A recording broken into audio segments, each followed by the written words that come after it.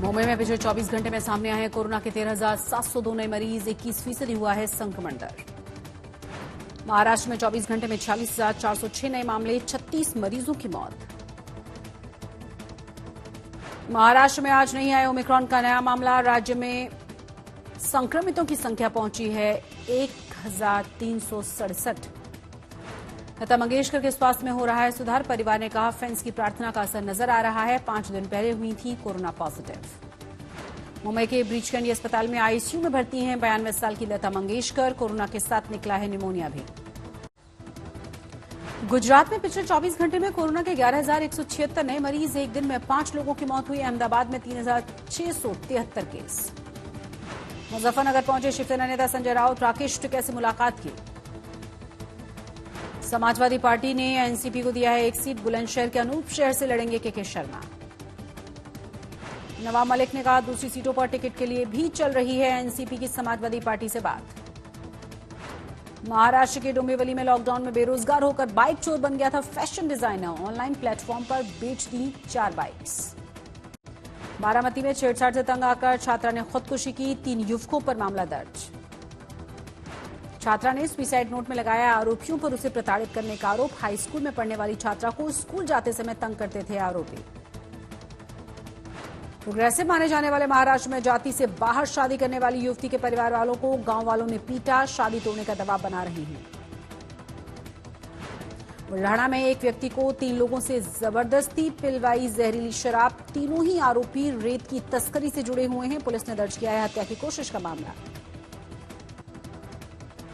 बारिश और ओलों ने नागपुर डिवीजन में 28,000 हेक्टेयर की खड़ी हुई फसल को नुकसान पहुंचाया। नागपुर और वर्धा में 70 घरों को नुकसान, 1 शख्स की मौत हुई।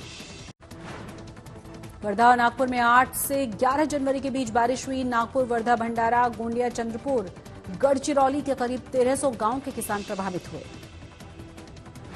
Mumbai police crime branch 3 drug peddlers को गिरफ्तार कर चुकी है। उनसे जब्त किए गए हैं ड्रग की कीमत बाजार में लगभग 16 करोड़ रुपए है। वडोदरा में नाबालिग के साथ दरिंदगी, एक आरोपी की गिरफ्तारी, 2 फरार। राजकोट में मकर संक्रांति को लेकर पतंगों की धूम। पीएम मोदी, विराट, अनुष्का और वैक्सीनेशन वाले पतंग। नर्मदा में स्टैच्यू ऑफ यूनिटी पर लेजर शो, रंग बिरंगी पतंगों का मेला। लगातार चौथे दिन बाजार में तेजी, 85 अंकों की बढ़ोतरी के साथ 61,235 पर बंद हुआ है सेंसेक्स। निफ्टी में 45 पॉइंट्स की बढ़त। एचयूएल ने साबुन और डिटर्जेंट की कीमतों में 20% तक की बढ़ोतरी की है। सर्फ एक्सेल बार, पियर्स लाइफबॉय साबुन के दाम भी बढ़ गए हैं। वर्क फ्रॉम होम में फर्नीचर, बिजली और अतिरिक्त खर्च बढ़ने से नौकरी पेशा लोगों के बजट में मिल सकती है राहत। 1 लाख हो सकता है स्टैंडर्ड डिडक्शन। बजट में इंपोर्ट ड्यूटी में इजाफा कर सकती है सरकार। स्मार्टफोन समेत इलेक्ट्रॉनिक्स, इलेक्ट्रिकल गुड्स जैसे 50 आइटम्स हो सकते हैं महंगे। जापान में मैकडॉनल्ड्स को आलू की कमी के बाद ऑस्ट्रेलिया में केएफसी के सामने आया है चिकन का संकट। कोरोना में सप्लाई चेन में ब्रेक आया है।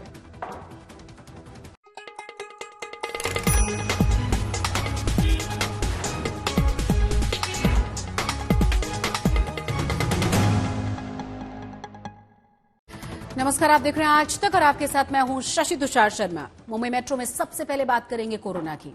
मुंबई में कोरोना के मामले कल के मुकाबले करीब 16% कम आए हैं। अस्पतालों में बेड भी थोड़े से बढ़ गए हैं क्योंकि 13,702 केसेस सामने आए और इससे ज्यादा मरीज डिस्चार्ज हुए।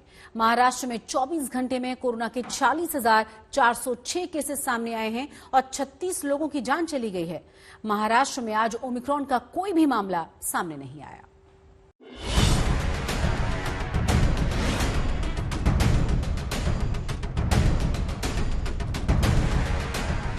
मुंबई में आज कोरोना के 13,702 केस आए, जो बुधवार से कम है। बल्कि बुधवार से 4 दिन पहले तक कोरोना के केस रोजाना कम आ रहे थे।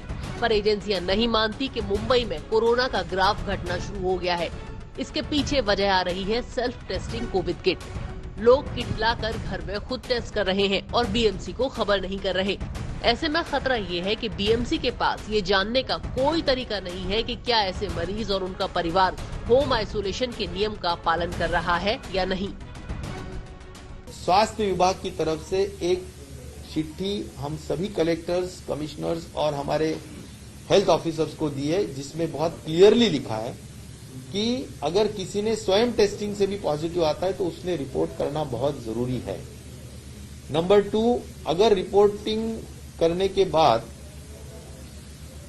उनको होम क्वारंटाइन रखने की इजाजत स्वास्थ्य विभाग के माध्यम से दी जाएगी और उनको क्लोज मॉनिटरिंग करने की व्यवस्था भी हेल्थ डिपार्टमेंट की तरफ से की जाएगी। तो इसीलिए उनको रजिस्टर करना बहुत जरूरी है।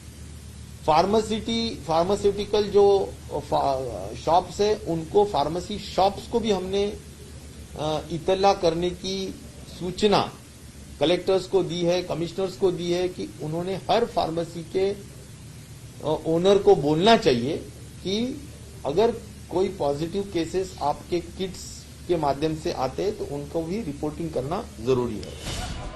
सरकार की लोगों से अपील है कि वो पॉजिटिव आने पर तुरंत एजेंसियों को सूचित करें ताकि उनके स्वास्थ्य और जरूरतों का ध्यान रखा जा सके। सरकार के मुताबिक रैपिड एंटीजन टेस्ट से ये पता नहीं चलता कि कोरोना का वेरिएंट डेल्टा है या ओमिक्रॉन। जीनोम सीक्वेंसिंग के मुताबिक राज्य में अभी भी 70% केस डेल्टा के ही हैं। डेल्टा संक्रमित मरीजों को अस्पताल में इलाज की जरूरत पड़ने की आशंका ज्यादा रहती है। अगर एजेंसियों के पास रिकॉर्ड नहीं होगा तो हेल्थ इंफ्रास्ट्रक्चर पर अचानक से बोझ आ सकता है। मुंबई में अब एक्टिव केस 1 लाख से घटकर 95,000 के आसपास आ गए हैं। 24 घंटे में 20,849 मरीजों को डिस्चार्ज किया गया। कोरोना वायरस से मुंबई का रिकवरी रेट 88% हो गया है। इस समय मुंबई में पॉजिटिविटी रेट 21% है। बीएमसी के अस्पतालों में 17% बेड भरे हुए हैं और गुरुवार को बुधवार से करीब 16% केस कम आए हैं। आम लोगों के साथ फ्रंट लाइन और हेल्थ लाइन वर्कर में फैल रहा संक्रमण चिंता का विषय बना हुआ है। पिछले 24 घंटे में महाराष्ट्र में 370 पुलिसकर्मी पॉजिटिव हुए हैं। इनमें 60 अफसर और 310 कांस्टेबल हैं।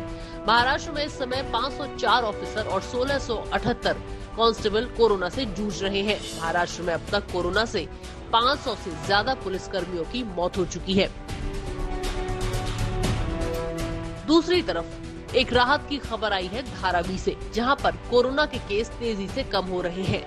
जब से कोरोना शुरू हुआ है, बीएमसी धारावी को लेकर ज्यादा सचेत रहती है, क्योंकि यहां एक एक कमरे में 10-10, 12-12 लोग रहते हैं। यह संक्रमण फैल गया तो नियंत्रण करना मुश्किल हो जाएगा। धारावी में कुछ दिन पहले ही एक दिन में 100 से ज्यादा केस आ गए थे, पर अब मामले इसके आधे से भी कम आ रहे हैं। मुंबई से साहिल जोशी के साथ आज तक ब्यूरो। भारत में 24 घंटे में 2,47,000 से ज्यादा नए कोरोना के मरीज पाए गए हैं, जबकि 481 लोगों की जान चली गई है। 24 घंटे के भीतर भारत में एक्टिव कोरोना मरीजों की संख्या में 1,62,212 का इजाफा हुआ है। इस वक्त एक्टिव केसेस के मामले में अगर देखा जाए तो भारत दुनिया में 6ठे नंबर पर है। दिल्ली में 24 घंटे के भीतर 28,867 के देश में करीब 2.5 लाख नए संक्रमित मिले हैं और अब कोरोना संक्रमण की ये तीसरी लहर पीएम मोदी की सबसे बड़ी चिंता है और वो खुद समाधान और एक्शन प्लान को आगे बढ़ाने में जुटे हैं। दरअसल पिछले 10 दिनों में प्रतिदिन मिलने वाले मरीजों की संख्या 600% तक बढ़ गई है। 1 जनवरी को 27,553 संक्रमित मिले थे। 11 जनवरी को ये संख्या 1,93,007 तक पहुंच गई और अब 12 जनवरी को 2,47,417 मरीज मिले हैं। कोरोना संक्रमितों की यही बढ़ती रफ्तार प्रधानमंत्री मोदी की सबसे बड़ी चिंता है। पिछले रविवार को पीएम मोदी ने पहले कोविड टास्क फोर्स से भी समीक्षा बैठक की थी। उस बैठक के बाद ही उन्होंने सभी राज्यों के मुख्यमंत्रियों के साथ कोविड के हालात जानने की पहल की। इस बैठक में सभी राज्यों ने अपने अपने हिस्से की परेशानी की पोथी पीएम मोदी की झोली में डाल दी। सभी की बात सुनने के बाद पीएम मोदी ने वैक्सीनेशन पर जोर देने की सलाह दी और कोरोना के किसी भी वेरिएंट से लड़ने के लिए तैयार रहने पर जोर दिया। साथियों, दुनिया के अधिकतर एक्सपर्ट्स का कहना है कि वेरिएंट चाहे कोई भी हो, कोरोना से लड़ने का सबसे कारगर हथियार वैक्सीन ही है। 100% टीकाकरण के लिए हर घर दस्तक अभियान को हमें और तेज करना है। जहां से ज्यादा केस आ रहे हैं, जहां ज्यादा से ज्यादा और तेजी से टेस्टिंग हो, ये सुनिश्चित करना भी आवश्यक है। इसके अलावा हमें ये भी सुनिश्चित करना होगा कि होम आइसोलेशन में ही ज्यादा से ज्यादा ट्रीटमेंट हो सके। मुख्यमंत्रियों के साथ बैठक के दौरान पीएम मोदी ने मौसमी आयुर्वेदिक नुस्खे और काढ़े का भी जिक्र किया। जो आयुर्वेदिक चीजें हैं, जो काढ़ा वगैरह पीने की परंपरा है, इस सीजन में उपकारक है। इसको कोई मेडिसिन के रूप में नहीं कहता है, लेकिन उसका उपयोग है। और मैं तो देशवासियों से भी आग्रह करूंगा कि ये जो हमारी परंपरागत घरगथ्थू जो चीजें रहती है, ऐसे समय उसका भी काफी मदद मिलती है। कोविड पर चर्चा कार्यक्रम में उन राज्यों के मुख्यमंत्री भी शामिल हुए जहां फरवरी मार्च में चुनाव होने हैं। इस बैठक में उन 8 राज्यों के मुख्यमंत्री भी थे जहां कोविड संक्रमण के हालात सबसे गंभीर हैं। इन 8 राज्यों में महाराष्ट्र, पश्चिम बंगाल, दिल्ली, कर्नाटक, तमिलनाडु, यूपी, गुजरात और केरल हैं। दरअसल इन्हीं राज्यों में सबसे ज्यादा मरीज मिल रहे हैं। पिछले 24 घंटों की ही बात करें तो महाराष्ट्र में 46,723, दिल्ली में 28,867, पश्चिम बंगाल में 22,155, कर्नाटक में 21,390, तमिलनाडु में 17,934, यूपी में 13,597, केरल में 12,742 और गुजरात में 9,941 मरीज मिले हैं।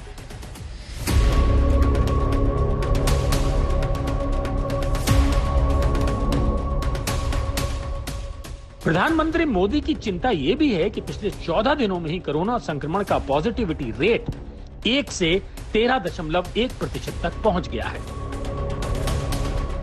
स्वास्थ्य मंत्रालय के मुताबिक 30 दिसंबर को देश में कोरोना संक्रमण का पॉजिटिविटी रेट 1.1% था, जो अब 13.1% हो गया है। स्टेट्स में केसेस और पॉजिटिविटी में बढ़ोतरी हो रही है। उसी के अनुपात में ही, उसी के कारण से ही हम देखते हैं कि जिले स्थाई पर भी कई जिलों में हमने केस पॉजिटिविटी में इंक्रीज और केसेस नंबर जो रिपोर्ट हो रहे हैं उसमें भी इंक्रीज नोट किया है। मुख्यतः मुंबई में जैसे कि केस पॉजिटिविटी बढ़कर 26.95% नोट की जा रही है। कुछ दिन पहले तक ओमिक्रॉन पर यह कहा जा रहा था कि यह सामान्य जुकाम जैसा है, जो बहुत ज्यादा नुकसान नहीं पहुंचा रहा है। तो ये सोचने वाले लोग जान लें कि देश में कोरोना संक्रमण से अब तक 4,84,859 लोगों की मौत हो चुकी है। पिछले 24 घंटे में ही 481 लोगों की मौत कोरोना संक्रमण से हुई है। कुछ यही आंकड़ा 1 अप्रैल 2021 को देखने को मिला था, जब दूसरी लहर में 474 लोगों की एक दिन में ही मौत हो गई थी। अब आप पिछले 7 दिनों की स्थिति देखिए कि 11 जनवरी को 165, 10 जनवरी को 277, 9 जनवरी को 146, 8 जनवरी को 327, 7 जनवरी को 285 और 6 जनवरी को 302 लोगों की मौत हुई थी। यानी देश में कोरोना संक्रमण से मौत की स्थिति दूसरी लहर जैसे ऊपर उठनी शुरू हो गई है। एक उलझन इस बात को लेकर भी है कि क्या कोरोना संक्रमण से हो रही मौतें ओमिक्रॉन से ही हैं या फिर डेल्टा ही नुकसान पहुंचा रहा है। तो इंडिया टुडे के डेटा इंटेलिजेंस यूनिट का एक आंकड़ा देखना चाहिए। इसमें आप देख सकते हैं कि पिछले साल अप्रैल में जब दूसरी लहर पीक की ओर बढ़नी शुरू हुई तो कोरोना के अल्फा, डेल्टा और कप्पा वेरिएंट कहर बरपा रहे थे। लेकिन पीक के समय 3 मई 2021 के बाद से डेल्टा वेरिएंट सबसे ज्यादा खतरनाक साबित हुआ। इसके सबसे ज्यादा मरीज मिले। लेकिन अब 10 जनवरी 2022 की स्थिति देखिए। इससे ये पता चल रहा है कि नए मरीजों में ज्यादातर ओमिक्रॉन वेरिएंट के ही मरीज हैं और हर 4 संक्रमितों में से 3 संक्रमित ओमिक्रॉन से पीड़ित हैं।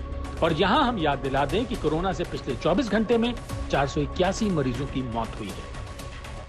Omicron is not common cold. Omicron is not common cold. इतना सिंपल, इतना साधारण ये नहीं है कि हम इसको लाइटली लें। एक भावना बने जा रही है कि क्या होगा, ऐसा नहीं सोचें। कोरोना संक्रमण के मामले तेजी से बढ़े हैं, लेकिन एक सवाल ये उठता है कि क्या कोरोना संक्रमितों की बढ़ती संख्या से अस्पतालों पर भी बोझ बढ़ेगा। इस पर दिल्ली के स्वास्थ्य मंत्री का कहना है कि अस्पताल में भर्ती होने वालों की संख्या नहीं बढ़ी है। तो हाईएस्ट केसेस पहुंचे हैं, उसके प्रोपोर्शनेटली हॉस्पिटल एडमिशन नहीं बढ़ रहे। भाई जैसे 20,000 केस आए थे और 27,000 आए तो एकदम से एडमिशन बढ़ने थे, एडमिशन नहीं बढ़ रहे। या 10,000 में जितने एडमिशन थे उतने ही 27,000 में है।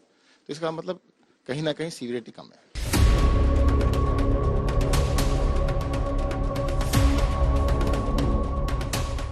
कोरोना संक्रमण की रफ्तार अगले 10 से 15 दिनों में अपने पीक पर पहुंचेगी और उस वक्त जो हालात बनेंगे उनसे निपटने के लिए पहले से ही स्वास्थ्य सेवाओं को मजबूत बनाने की कोशिश चल रही है। ब्यूरो रिपोर्ट, आज तक।